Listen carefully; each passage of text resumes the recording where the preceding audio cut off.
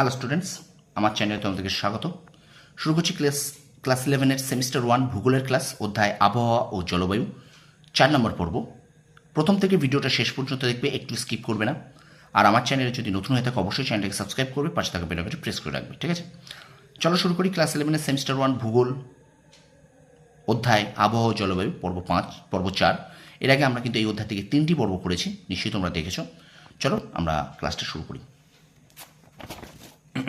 দেখো, তোমরা নিশ্চয়ই জানো যে 35টা এমসিকিউ তোমাদের এখান থেকে দেবে। আর 35টা এমসিকিউ মানে শূন্যস্থান পূরণ, এমনি এমসিকিউ, স্তম্ভ মেলাও, তোমাদের সত্য মিথ্যা, বিবৃতি, তারপরে তোমাদের ডায়াগ্রাম হিসেবে দেবে, ঠিক আছে? তো সুতরাং বিভিন্ন টাইপের এমসিকিউ তোমরা কিন্তু 6-7 রকম টাইপের এমসিকিউ পড়বে। সুতরাং প্রত্যেকটা প্রশ্নকে খুব ভালো করে একটু দেখবে, ঠিক আছে? চলো শুরু করি ক্লাসটি। আবহাওয়া জলবায়ু পর্ব 4। উষা ও গোধূলির সৃষ্টিতে সাহায্য করে কে? উত্তর ধূলিকণা।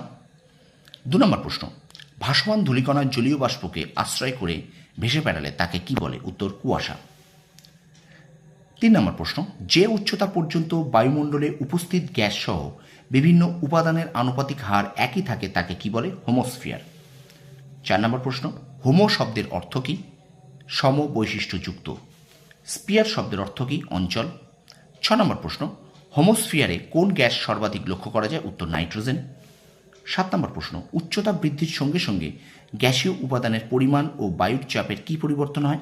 ক্রমশ হ্রাস পায়। 8 নম্বর প্রশ্ন, হোমোস্ফিয়ার স্তরে কোন গ্যাস পরিবর্তনশীল? উত্তর CO2 অর্থাৎ কার্বন ডাইঅক্সাইড। 9 নম্বর প্রশ্ন, কোন স্তরের প্রকৃতি পৃথিবীর জলবায়ু নির্ধারণ করে? উত্তর হোমোস্ফিয়ার। 10 নম্বর প্রশ্ন, কোন স্তরে রাসায়নিক গঠনের কোনো পরিবর্তন হয় না? উত্তর হোমোস্ফিয়ার। স্টুডেন্টস, ভিডিওটা যদি ভালো লেগে থাকে অবশ্যই কমেন্ট করো আর লাইক করো, একটু বন্ধুদের মাঝে একটু বেশি করে শেয়ার করে দাও।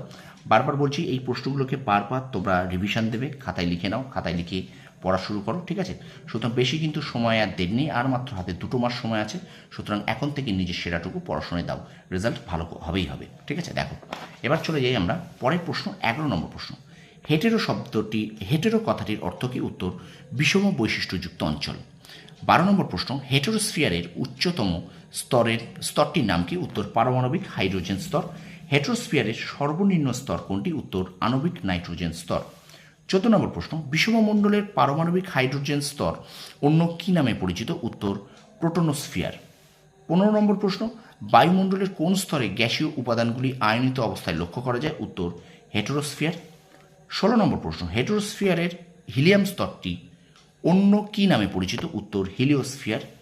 17 নম্বর প্রশ্ন, ধূলিকণার অনুপস্থিতিতে দিনের বেলা আকাশের রং কি হতো? উত্তর কালো।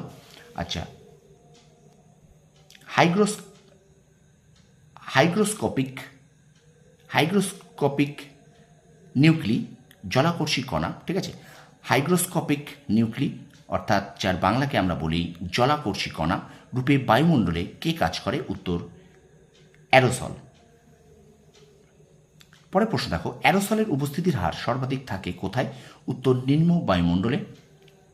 20 নম্বর প্রশ্ন, বায়ুমণ্ডলের কোন গ্যাস সূর্যের তাপ ধরে রাখতে সাহায্য করে?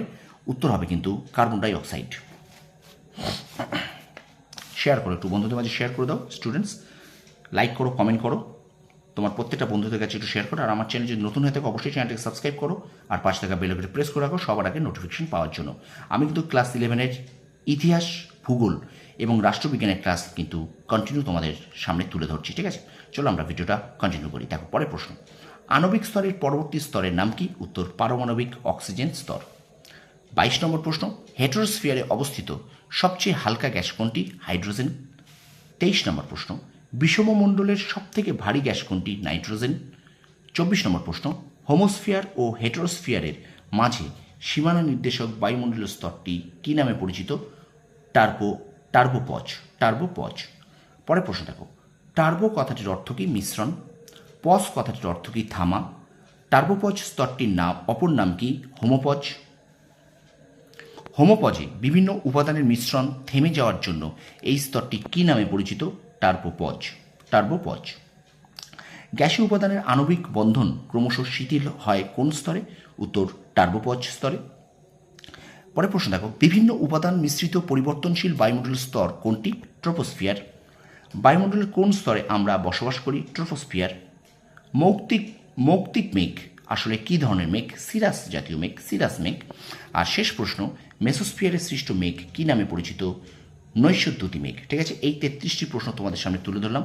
অবশ্যই তোমরা এটাকে খাতায় তুলে নাও, খাতায় তুলে পড়া শুরু করে দাও। অবশ্যই পড়ো, একটা প্রশ্ন কিন্তু এখান থেকে বাদ দেবে না, কারণ এখান থেকে কিন্তু তোমাদের বিভিন্ন টাইপের এমসিকিউ পড়বে। ঠিক আছে, তো ভিডিওটা কেমন লাগলো কমেন্ট সেকশানে কমেন্ট করে জানাও, আর বন্ধুদের মাঝে একটু বেশি করে শেয়ার করো, যাতে তোমার প্রত্যেকটা বন্ধুর কাছে আমার এই ভিডিও পৌঁছে যায়। ঠিক আছে, আর আমার চ্যানেল যদি নতুন হয়ে থাকো অবশ্যই চ্যানেলটাকে সাবস্ক্রাইব করো, পাশে থাকা বেল আইকনে প্রেস করে রাখো সবার আগে নোটিফিকেশান পাওয়ার জন্য, আর অবশ্যই একটু বন্ধুদের মাঝে শেয়ার করতে ভুলো না। ঠিক আছে, তোমরা সফল হও, তোমাদের সাফল্য কামনা করি।